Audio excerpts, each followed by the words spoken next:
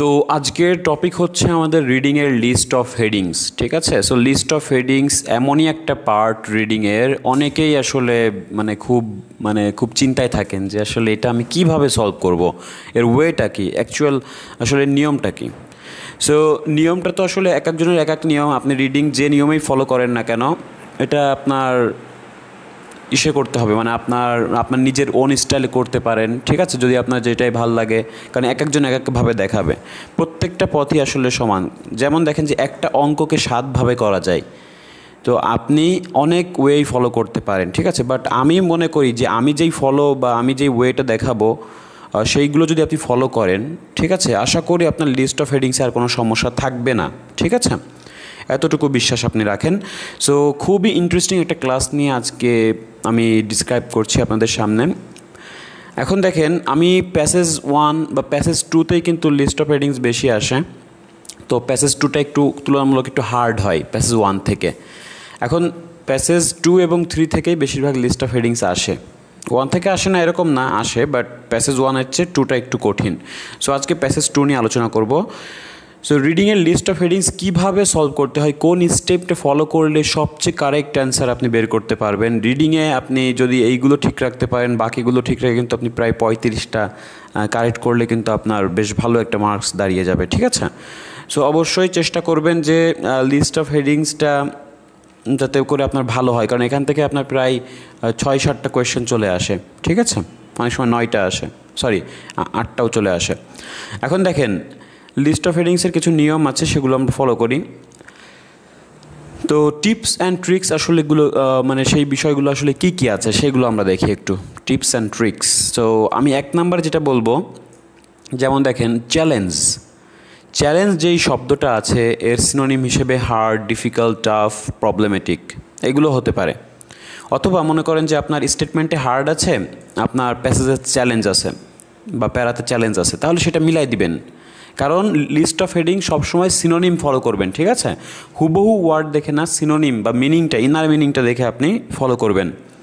তো আমি জাস্ট একটা উদাহরণ দেওয়ার জন্য বুঝিয়েছি যে চ্যালেঞ্জ সমান এই ওয়ার্ড হতে পারে। সো আপনারাও বিভিন্ন ওয়ার্ড যখন আপনি কিওয়ার্ড হিসেবে নেবেন, সেইগুলোর সিনোনিম কী আছে সেগুলো যদি আপনার চোখে পড়ে যায় তাহলেই কিন্তু মিলাই দিবেন। এত বেশি কিছু বোঝার দরকার নেই। ঠিক আছে, জাস্ট সিনোনিম দেখলে মিলাই দিবেন।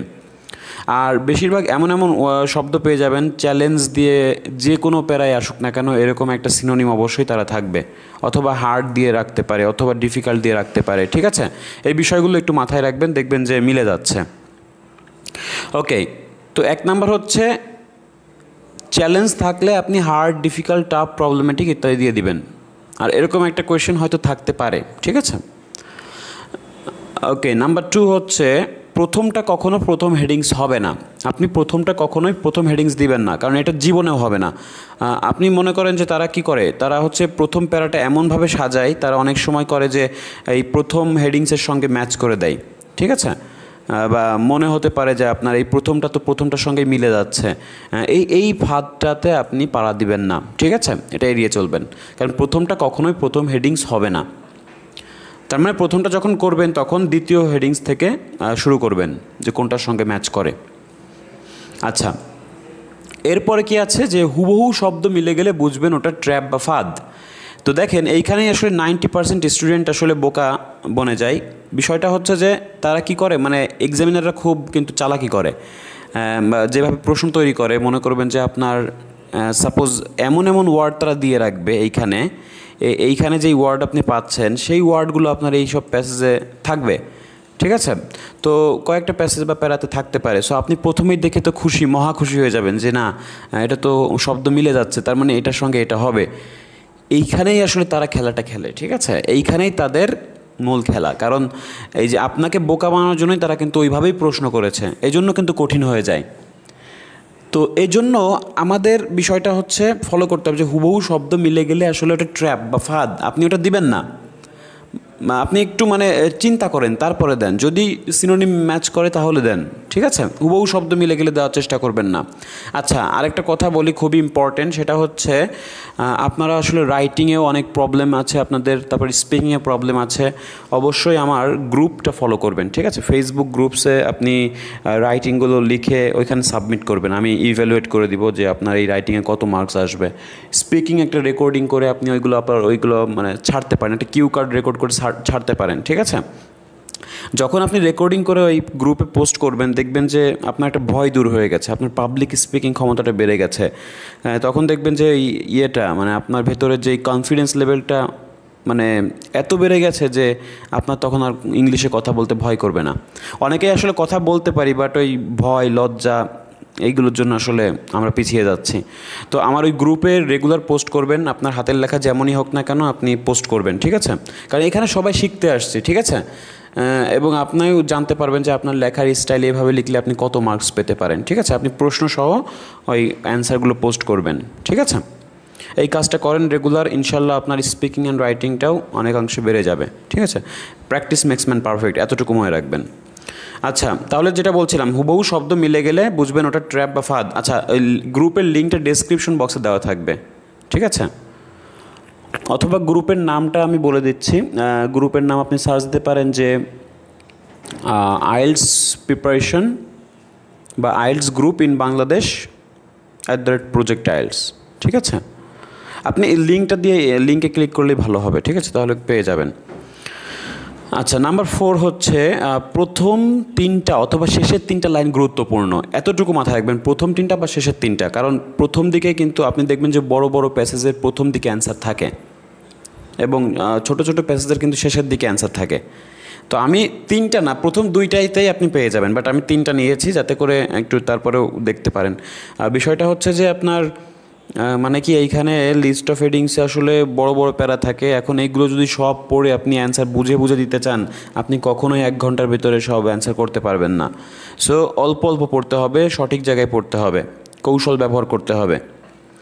আচ্ছা, এরপরে কি আছে? এরপরে হচ্ছে এলিমিনেশন বা বাছাই পদ্ধতি ইউজ করব। এলিমিনেশন বা বাছাই পদ্ধতি কি? যেমন সাপোজ আপনি একটা প্যারা পড়লেন, নাম্বার প্যারাটা আপনার পড়া শেষ, বা আপনি একটু স্কিমিং করলেন, দেখলেন, তারপর যতটুকু বুঝতে পারলেন এটা কোনটার সঙ্গে ম্যাচ করে, I, II, III, 4, 5, 6, মানে কোনটার সঙ্গে ম্যাচ করে আপনি ওয়ান বাই ওয়ান করে যান, যেটার সঙ্গে সবচেয়ে কাছাকাছি ম্যাচ করে সেটাই হলো আপনি নেবেন। আচ্ছা, এছাড়াও আমি আরও কিছু তথ্য দিব, অবশ্যই মনোযোগ সহকারে সম্পূর্ণ ভিডিওটি দেখবেন, আর এখনই লাইক দিয়ে দেন। আপনার যদি 1000 লাইক করেন, আমি নেক্সট আরও অন্যান্য টপিকের উপরে খুব সুন্দর সুন্দর ক্লাস দিব। ওকে, সো দেখেন, যদি কিছুই বুঝতে না পারি তাহলে পরেরটা করব, এতে করে ভুল কম হবে আর সময় বাঁচবে। এখন যদি আপনি কিছুই বুঝতে না পারেন, আপনি সব করলেন, সব ফলো করলেন, বাট বুঝতে পারছেন না, তখন আপনি কি করবেন? তখন আপনি স্কিপ করে যাবেন, এই প্যারাটা পরে দিবেন, যেই প্যারাটা পরে দিবেন সেটা আপনি পরে রাখেন, কিন্তু সময় নষ্ট করা যাবে না। ঠিক আছে, ওকে, আপনি দেখতেছেন যে 1 মিনিটের ভেতর তো আপনি পাচ্ছেন না, তাহলে আপনি সময় নষ্ট না করে পরেরটা আপনি করে ফেলবেন। ঠিক আছে, ওকে, তাহলে এই হচ্ছে আমাদের নিয়ম। আর হচ্ছে আমি বলবো যে আপনার লিস্ট অফ হেডিংস কি? হেডিংস হলো শিরোনাম। ঠিক আছে, তো শিরোনামগুলো প্রত্যেকটা কিন্তু ভিন্ন হয়, আলাদা হয়। তো এই আলাদা আলাদা শিরোনামের জন্য কিন্তু আপনাকে এটা হেল্প করবে। এখন দেখেন, এইখানে আসলে এই লাইনে কমন বা ইউনিক কোন ওয়ার্ড সেটা বের করবেন, এই লাইনে কোনটা ইউনিক ওয়ার্ড সেটা বের করবেন, এটা কোনটা ইউনিক ওয়ার্ড সেটা বের করবেন। মানে প্রত্যেকটা লাইনে দেখবেন যে একটা ইউনিক ওয়ার্ড আছে, সেগুলোই হচ্ছে আপনার কিওয়ার্ড। আর এই ইউনিক ওয়ার্ডের উপর ভিত্তি করে কিন্তু আপনি প্যারাগ্রাফগুলো কমপ্লিট করে ফেলতে পারেন। ঠিক আছে, তো দেখেন, আমরা আগে হলো লিস্ট অফ হেডিংস থেকে ওয়ার্ডগুলো সেপারেট করে নিব, এগুলো মাথায় থাকলেই কিন্তু আমার। এখন আমি আবারও বলছি একটু ক্লিয়ার করে, এইগুলো মাথায় রাখতে হবে। আমি যাই বলি আর তাই বলি, এতক্ষণ যাই দেখালাম, এইগুলো যদি মাথায় না থাকে, এই স্টেটমেন্টগুলো যদি মাথায় না থাকে, আপনি সারাদিন শুধু খুঁজবেন আর খুঁজবেন, পাবেন না। ঠিক আছে, লিস্ট অফ হেডিংস এরকম। আচ্ছা, দেখেন, দ্য প্রোডাক্টিভ আউটকামস, প্রোডাক্টিভ মানে ফলপ্রসূ বা আরামদায়ক বা প্রফুল্ল। ঠিক আছে, আউটকামস মানে হচ্ছে রেজাল্ট, মানে ফলাফল। তাহলে productive outcomes that may result from boredom. আচ্ছা, আজকের প্যাসেজ হচ্ছে আমাদের বোর্ডম নিয়ে, এটা বলে রাখা ভালো। বোর্ড মানে একঘেয়েমি বা একাকিত্ব বোধ করা। ঠিক আছে, তাহলে the productive outcomes that may result from boredom, তাহলে বোর্ডম থেকে বা একঘেয়েমিতে থেকে একটা প্রোডাক্টিভ আউটকামস হতে পারে। ঠিক আছে, তার মানে একটা ভালো একটা পজিটিভ একটা রেজাল্ট পাওয়া যেতে পারে বোর্ডম থেকে। বোর্ডম তো অবশ্যই একটা খারাপ জিনিস, কারণ এই উদাসীনতা একঘেয়েমিতে আসলে এটা তো অবশ্যই খারাপ। তো এই বোর্ডম থেকেও কিন্তু কি হতে পারে, প্রোডাক্টিভ একটা ফলাফল হতে পারে, তার মানে পজিটিভ একটা রেজাল্ট হতে পারে। তো আমি যদি কোনো প্যারাতে দেখি যে এখানে একটা পজিটিভ রেজাল্টের কথা বলছে বা ভালো কথা বলছে, মানে যেহেতু এটা নেগেটিভ একটা তথ্য বোর্ডম, বা ভালো একটা তথ্য না, বা এরকম কিছু একটা, তো এইখান থেকে যদি আবার ভালো কিছু পাই, আমি ভালো কোনো আউটপুট বা ভালো কোনো রেজাল্ট পাই, তাহলে আমি এই চোখ বন্ধ করে হচ্ছে এই লাইনের সঙ্গে সেই প্যারাটা ম্যাচ করে দিব। ঠিক আছে, ওকে। এরপরে দেখেন, what teachers can do to prevent boredom. আচ্ছা, টিচার্সরা কী করতে পারে বোর্ডমটা আটকানোর ক্ষেত্রে? টিচার্সরা কী করতে পারে? What teachers can do. তাহলে আপনি এখানে একটা ইউনিক ওয়ার্ড পেলেন, টিচার্স। তাহলে আপনি দেখেন কোন প্যারাতে টিচার্স নিয়ে কথা বলা হয়েছে। সমস্ত প্যারাতে তো আর টিচার্স নিয়ে কথা বলবে না, তো আপনি শুধু দেখেন যে টিচার নিয়ে কোন প্যারাতে কথা বলছে, সেটাই হলো আপনার অ্যান্সার। আপনি বেশি কিছু বোঝার দরকার নেই, আপনি দেখেন যে 2-4টা টিচার নিয়ে কথা বলছে বা তথ্য দিচ্ছে, তাহলেই আপনি ওইটা অ্যান্সার দিয়ে দেন। ঠিক আছে, এরপরে দেখেন a new explanation and new cure. আচ্ছা, আপনি এতটুকু দরকার, আপনি এটা ধরেন যে নিউ এক্সপ্লেনেশন, নতুন একটা ব্যাখ্যা, বোর্ডমের নতুন একটা ব্যাখ্যা করেছে বা নতুনভাবে একটা ব্যাখ্যা তারা দিয়েছে। তো এই ওয়ার্ডগুলো কিন্তু আপনি অবশ্যই পাবেন না, এগুলোর একটা উদাহরণ পাবেন বা এগুলোর একটু ডিটেলস পাবেন। ঠিক আছে, তো আপনি কখনোই আশা করবেন না যে হুবহু এই ওয়ার্ড আপনাকে খুঁজতে হবে।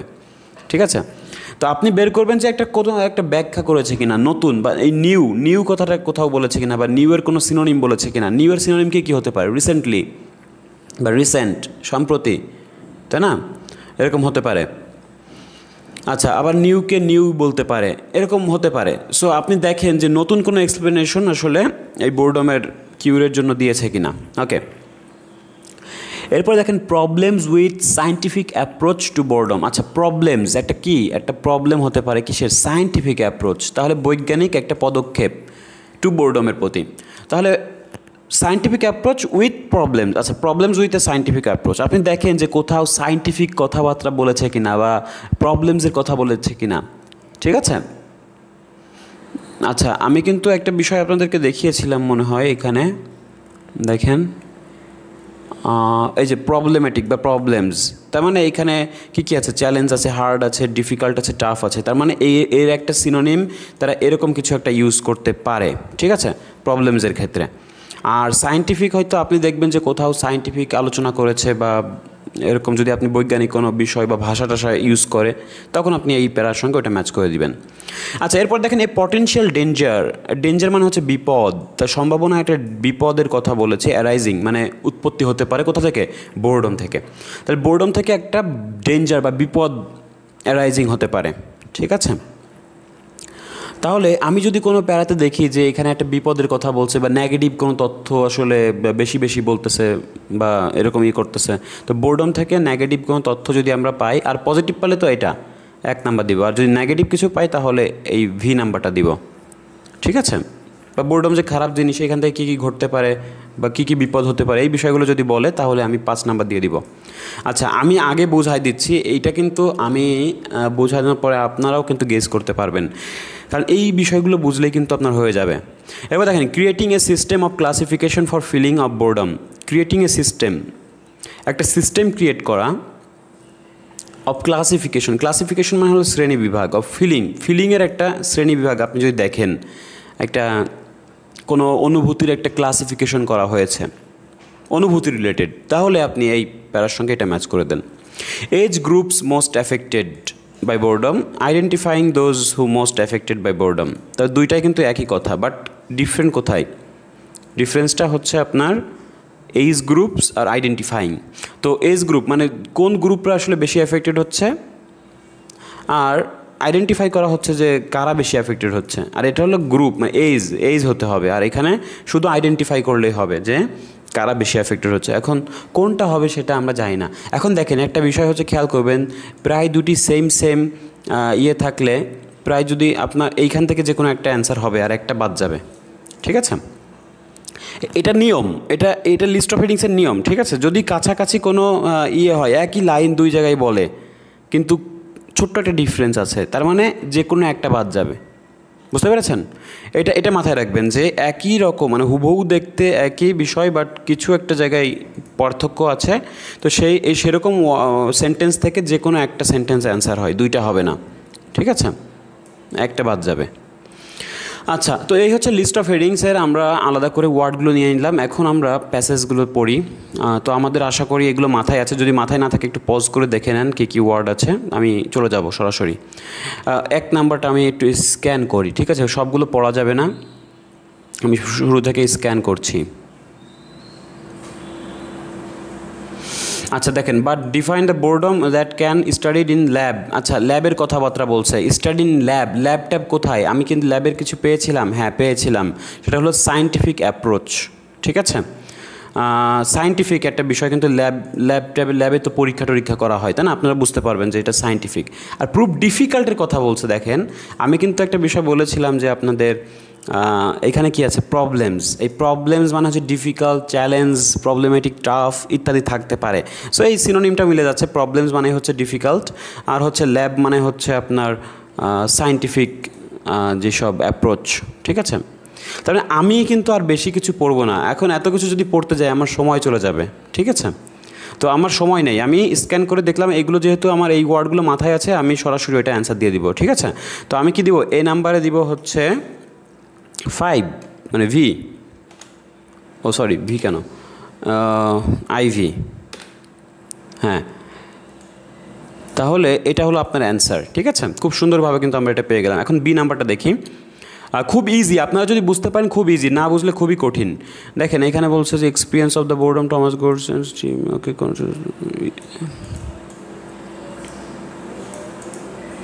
আচ্ছা দেখেন এখানে 5 ডিস্টিংক্ট টাইপস বলছে, মানে 5 ধরনের, আইডেন্টিফাই 5 ডিস্টিংক্ট টাইপস, মানে স্বতন্ত্র বৈশিষ্ট্য।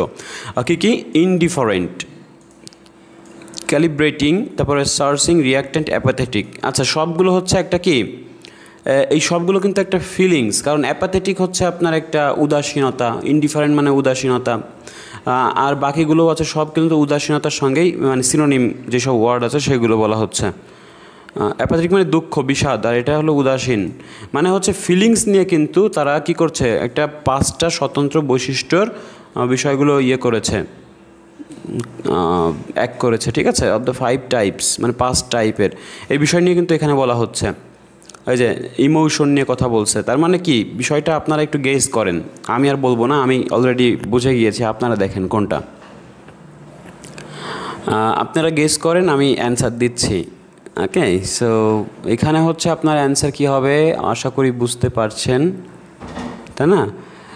এটা কিন্তু অলরেডি যারা বুঝতে পেরেছেন, এটা কি হবে, এটা হবে এই দেখেন, creating a system of classification. Classification মানে হচ্ছে শ্রেণীবিভাগ করা, আর ফিলিংস তো দেখালামই, এই 5টা বিষয় কিন্তু ফিলিংস, ঠিক আছে? ওকে, তাহলে বি নাম্বার কি হচ্ছে, বি নাম্বার হবে হলো ভিআই।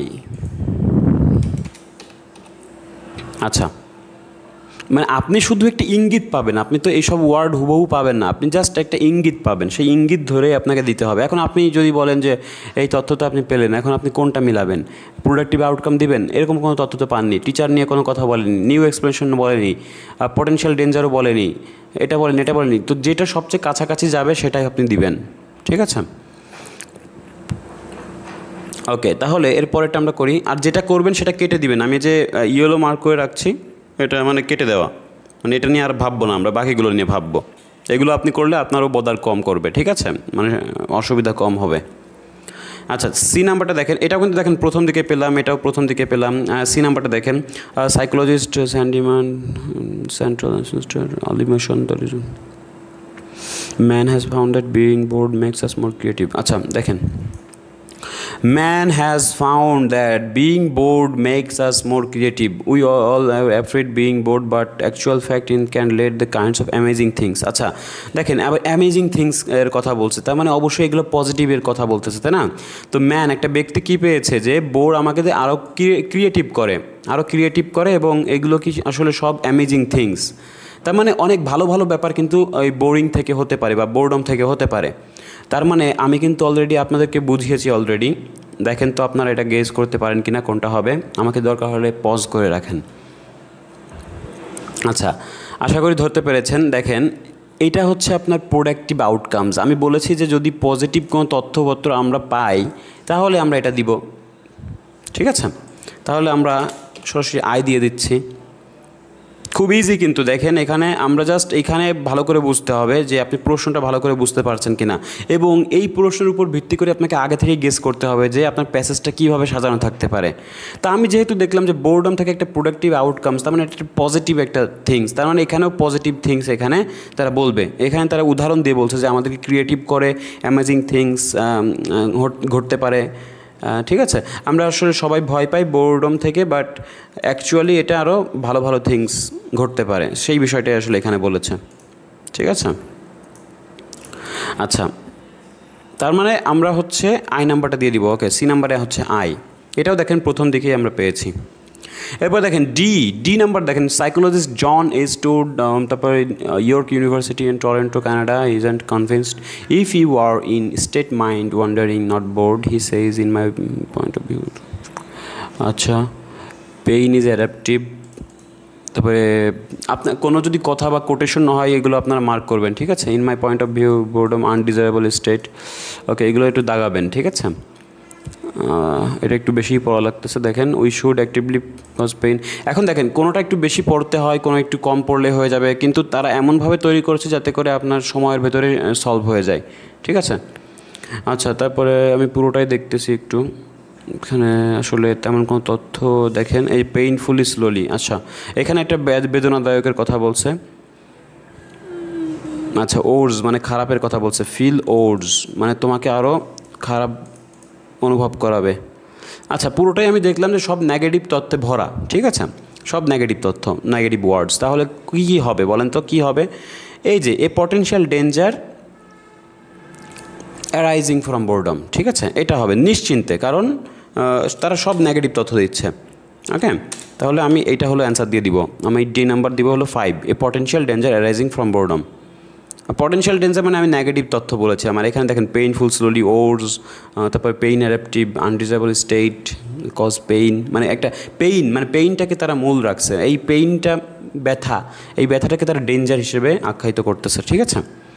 ওকে, তাহলে ই নাম্বারটা দেখেন। ই নাম্বার বলছে store teams is now trying to explore why the attention. আচ্ছা, আমরা কিন্তু কী বাকি আছে একটু দেখেন। Teachers, new explanation, age groups, আর হচ্ছে identifying most affected. Okay, E নাম্বারটা দেখি আমরা।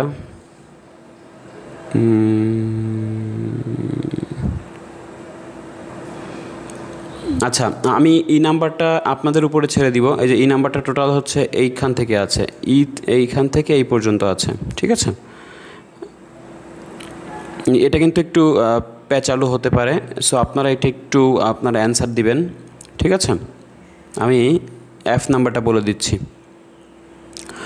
সাইকোলজিক্যাল ফ্রান্সিসকো উইলিয়ামস স্পেকটুলার দ্যাট আর। আচ্ছা, আপনারা কিন্তু এটা কমেন্ট সেকশনে অবশ্যই কমেন্ট করে জানাবেন যে এটার অ্যান্সার কী হবে। ই নাম্বারটা, ই নাম্বার কী অ্যান্সার হবে সেটা আপনারা যদি পারেন অবশ্যই জানাবেন, আর না পারলে এড়িয়ে যাবেন। Psychology Francisco Williams that connected. আচ্ছা, নিউ সোর্স অফ বোরডম বলছে, বুঝছেন? এই যে বলা হচ্ছে যে ওভার কানেক্টেড লাইফস্টাইল মাইট কী হতে পারে, নিউ সোর্স অফ বোরডম, মানে এই ওভার কানেক্টেড লাইফস্টাইলে একটা বোরডমের উৎস হতে পারে। তার মানে নতুন একটা ব্যাখ্যা সে আমাদেরকে বোঝাচ্ছে বা এনেছে।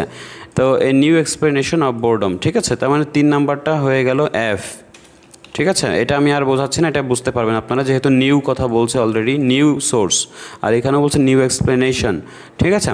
তো আমরা 3 নাম্বারটা হলো 1 নাম্বার এফ নাম্বার দিয়ে দিচ্ছি। এখন ই নাম্বারটা আপনারা কমেন্ট সেকশনে কমেন্ট করে জানাবেন, আর অ্যান্সারটা আমি দিব না।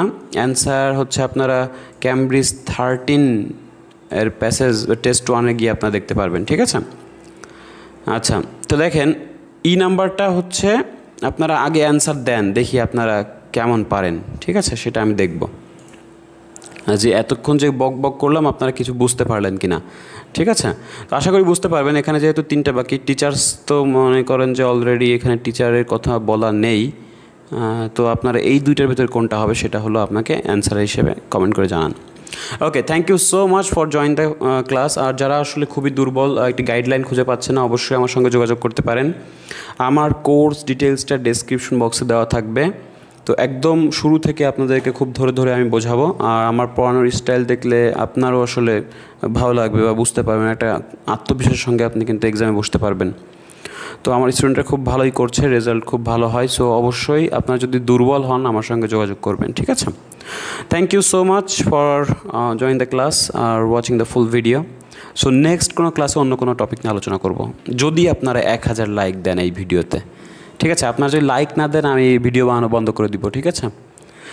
শুধু শুধু কষ্ট করে লাভ নেই। সো আপনারা অবশ্যই লাইকস করবেন, তাহলে আমাকে এটা আরও উৎসাহিত করবে। Thank you so much.